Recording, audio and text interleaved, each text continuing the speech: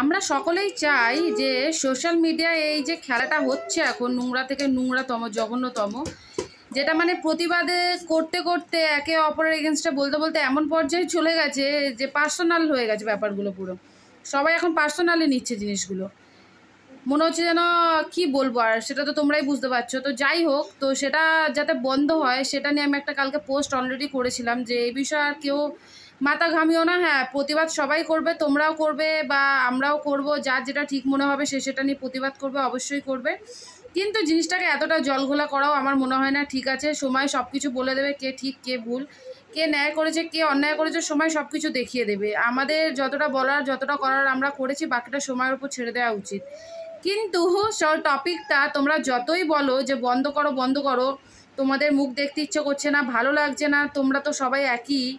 কিন্তু আপনাদের মতো কিছু মানে কি বলো, তোমাদের মতো যাই হোক না কেন, কিছু মানুষের জন্য সে টপিকগুলো বন্ধ হবে না। কেন বলুন তো? নর্মাল ভিডিওতে কিন্তু সেরকম ভিউজ নেই।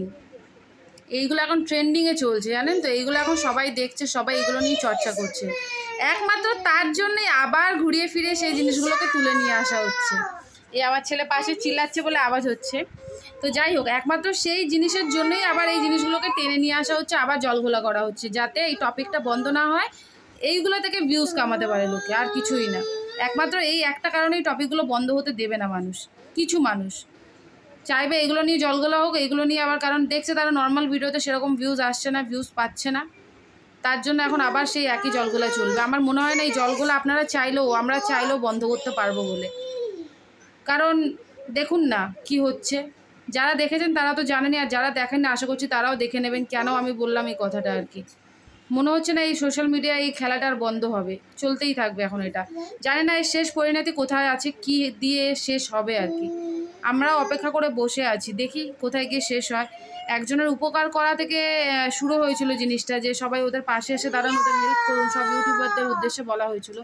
সেখান থেকে যে জিনিসটা এরকমভাবে এরকম জায়গায় নেমে আসবে কোনোদিনও কল্পনা করিনি, কোনোদিনও না। দুটো তিনটে মানুষের জন্য জিনিসটা এরকম জলঘোলা হলো, না হলে কোনোদিনও হতো না। আমাদের কাউকে এই বিরক্ত ভাব দেখাতে হতো না, আপনাদের কাউকে বিরক্ত হতো না। এই দুটো তিনটে মানুষের জন্য আজকে যা হচ্ছে আর কি সোশ্যাল মিডিয়ায়, আর এরা বন্ধ করতে দেবে না, জিনিসটা চলতে থাকবে, আমি বুঝতে পেরে গেছি। আপনারাও দেখুন, আমার মনে হয় আপনারাও দেখছেন, বুঝছেন, দেখুন।